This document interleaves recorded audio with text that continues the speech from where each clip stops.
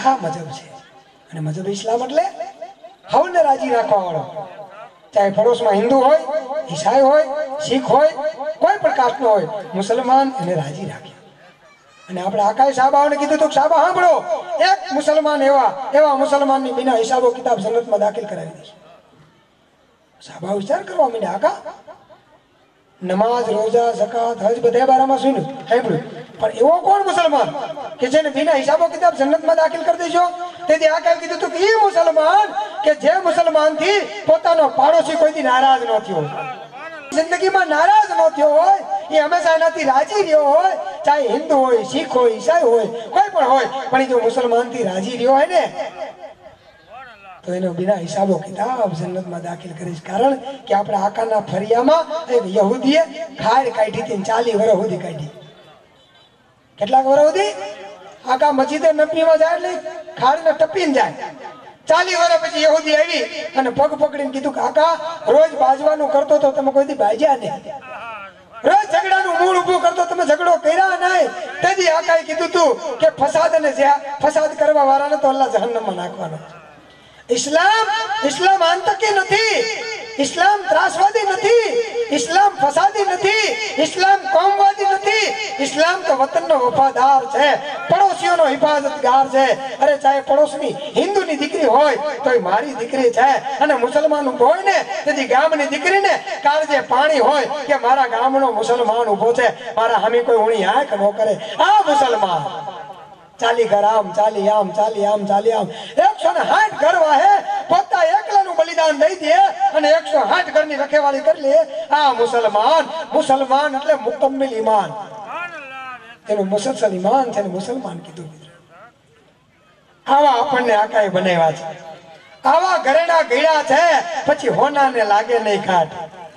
મુસલમાન નો બગડે કોઈ દી, એ તો હજી મુસલમાન બન્યા જ નથી, ઈ આવા ધંધા કરે ને ઈ બગડે.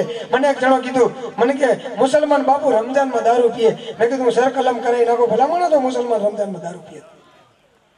મુસલમાન કોઈ દી ન પીએ. તો કે કેમ? મેં કીધું હજી મુસલમાન બન્યો નથી, હજી બન્યો નથી. 100 વારનો પ્લોટ વાળ્યો હોય ને એને ઘર ન કહેવાય. એ જેથી બની જાય ને, અને ઘર બની ગયા ઈ માટી નથી, પણ જેથી એમાં રહેવા વ્યા જાય ને એની મજા છે. એટલે આદમનું મકાન, આદમનું મકાન છે, એમાં આદમ આ છૂટું કરવાનું છે. આદમને હવા મળે તો શ્વાસોશ્વાસનો જિક્ર થાય. આદમનું મકાન છે, એ આદમ જો એમાં રે તો ખુદા સામે છે. પણ આદમને કાઢી મૂકીને શેતાનને ભાડે દઈ દીધું. આદમ નથી, શેતાન ભાડે રહે છે, ખાલી કરતોય નથી અને જાતોય નથી. જોજો ભાડે મકાનમાં રહેતા હોય પૂછ્યો, એ કે હરિયા તૂટી જાય ક્યાં આપણા બાપનું છે? એ કે બારી નીકળી ગઈ કે આપણું નથી, ગરદણી આપણું કરાવે. એ કે રંગ રોગાન કે આપણે કામ કરવો જોઈએ. એ કે છોકરા ભીતમાં લીટા કરે ક્યાં આપણા બાપની છે? ઈ ઘર બગડે, આપણું નથી એટલે બગડે. જદી આ ઘર આપણું થઈ જાય, જદી અસ્ત્રા મારતા બંધ થઈ જઈશું અને ચહેરા સજાવતા થઈ જઈશું. મિત્રો, જેથી આપણું ઘર લાગશે તેથી. હજી આપણું ઘર નથી એટલે લાઈનના વારામાં ઉભા છે. અને જેથી આપણું ઘર લાગે ને તેથી મુસલમાન જે ઈમાન વાળો છે એનો કોઈ એમ કે 100 વીઘા જમીન દઈ દઉં, 1 કરોડ રૂપિયા દઈ દઉં અને આને કઢવીને એક રોટાવેટર મરવી દે. તેથી એમ કે ના હો ભાઈ, હું ખોળની લારી ભલે હાંકું, બકાલાની રેકડીઓ ભલે હાંકું, ફ્રૂટનો ધંધો ભલે કરું, કાળી મજૂરી ભલે કરું, ખટારા ભલે ઉતારું, કપા કાલા ભલે વીણું, પણ હા નહીં બને. કારણ આ ઈમાન છે. આ મુસલમાનની વાત કરું છું. મારી તકરીરો કોઈ નથી રાખતા, ખોટું કેટલા લાગી જાય. જરા મૂળથી જ વાત કરું છું બીજા.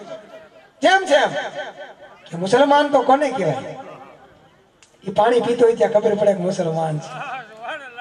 એ ઢોર ઘણો ઉભો ન પીતો હોય તો બે અને ધીમા શ્વાસે શ્વાસ લઈ લે, પછી પાણીનો ઘૂંટડો ભરે અને પાણીનો ઘૂંટડો ભરીને ગ્લાસને હટાવી લે અને પછી શ્વાસ છોડે. આયા વિજ્ઞાન છે, આયા સાયન્સ છે, મેડિકલ છે, ડોક્ટરી લાઈન છે. શું કામ? કે તમે જે લ્યો છો ને એ શ્વાસ ઓક્સિજન છે અને બહાર કાઢો છો એ ઝેરી વાયુ કાર્બન છે.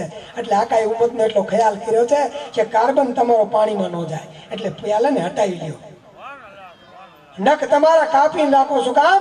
એમાં જે મેલના બેક્ટેરિયા થાય તમે જમો ત્યારે અંદર ન જાય એક મુઠ્ઠ દાઢી રાખો શું કામ કે એવો એક ઝેરી બેક્ટેરિયા આવે એ એવો કેન્સરના ભયાનક બેક્ટેરિયા એ બીજે ક્યાંય હુમલો ન કરે સીધો હલક ઉપર હુમલો કરે એટલે એક મુઠ્ઠ દાઢી હોય તો એ બેક્ટેરિયા જોઈતા જાય આ સુધીના વાળ રાખવાનું કીધું કે ગરદનના બેક્ટેરિયા રોકાઈ જાય મૂછને કાતરી નાખવાનું કીધું કે પાણીમાં ચામાં કે દૂધમાં ન પડે કે ઝેરી બેક્ટેરિયા આપણા પેટમાં જાય કેટલો ઉમ્મતનો ખ્યાલ આ કઈ ધ્યાન જ્ઞાન અને વિજ્ઞાન તેને આપ્યું છે આપણે અને એક બીજી વાત કહી દઉં કે આપણે ધૂળિયો ધંધો કરવો છે ખેતીવાડીમાં જવું છે કારખાનામાં જવું છે મજૂરીઓ કરવી છે એટલે આપણને નાકમાં બાલ આપ્યા છે જો બેક્ટેરિયા રોકાઈ જાય અને સ્ત્રીઓને હંમેશા પડદામાં રહેવાનું છે એને લાજ કાઢવાની છે જે બાયુ લાજુ કાઢતી હતી તેથી પડદા રાખતી હતી એને મેકઅપના ખર્ચા નહોતા ઈ તો જ્યારે ચહેરો ખોલે ને કોક દી તેથી જેથી અમાવસમાં ચાંદ નીકળ્યો હોય પૂનમના ચાંદ જેવાના મોઢા હતા તેથી પાવડરના મેકઅપના લિપસ્ટિક લાલીઓના ખર્ચા નહોતા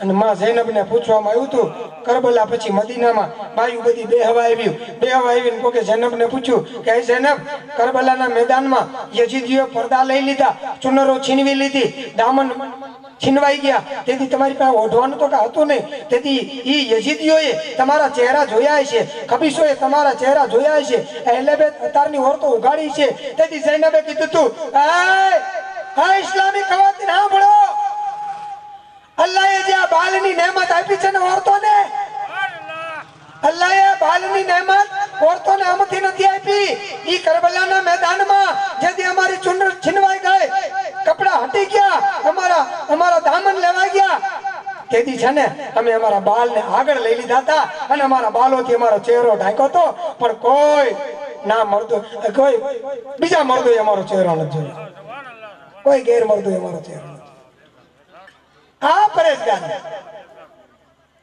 આજ ભાઈ તાવીજ કરાવવા આવે મારા ખાનકા છે એની આશા બાપુ રોજીમાં બરકત નથી તકલીફ બહુ છે મુસીબત છે તાવીજ કરી દે અરે માં તારું તાવીજ જ તારું ઓઢણું છે કોક દિન તો માથે રાખ ખીતીએ મૂકીને ચારી ગોર આટા મારતી હોય ઓઢણું ખીતીએ પડ્યું ને ઠામડા ઉટકતી ને એમાં હારો આવે જો લાજ કાઢવાનો રિવાજ હોય તો એમાં હારો પગ દે ને ત્યાં તો હળી કાઢીને દોડે ઠામડા પેલા પગમાં આવે પછી બાય પડે